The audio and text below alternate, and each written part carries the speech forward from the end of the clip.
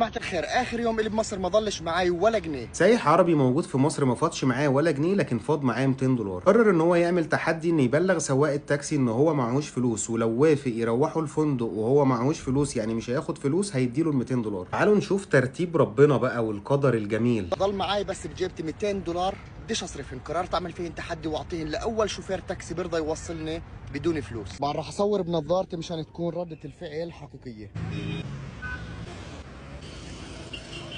والله ضيعت جزداني وراجع على الاوتيل بس ما معي فلوس. توصلني؟ بكل بساطه الراجل الجميل قال له اتفضل، على الرغم انه عنده مشكله في العربيه هتشوفها دلوقتي. ليش؟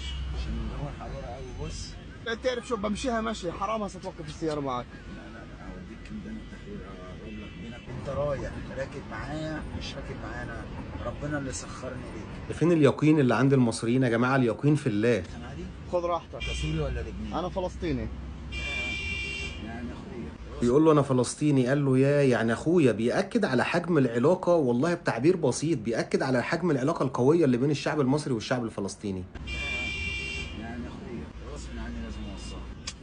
بيقول له ده غصب عني لازم اوصلك، اللي هو اعتبر الموضوع دلوقتي فرض. العلاقه بين الشعب المصري والشعب الفلسطيني يا جماعه علاقه قويه جدا. تعبان. ليش؟ تعبت، انا جاي من وظيفتي ومش عارف اجيب جنيه لغايه دلوقتي. يعني انا اول واحد بيطلع معك اليوم؟ عن جد؟ بيفضفض بطيبه، بيقول له انا جاي من وظيفتي لسه مش عارف اعمل جنيه لغايه دلوقتي. ده انتوا لسه هتشوفوا بقى المشكله اللي موجوده في العربيه، سبحان الله. والله.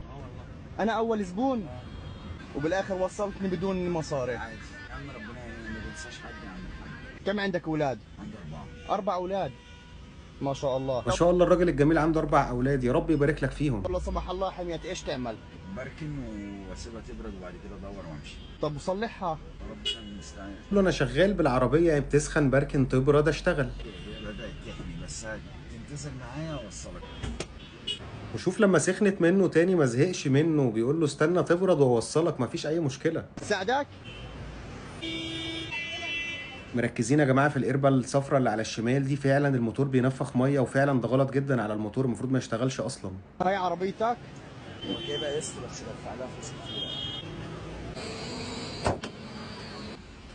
طب كيف راح تصلح السيارة؟ هعمل ايه طب؟ سبحان الله، فلوس التصليح جايه لك لغايه عندك علشان انت عندك يقين بالله. لبناك يا عم احمد. قدامك يا عم.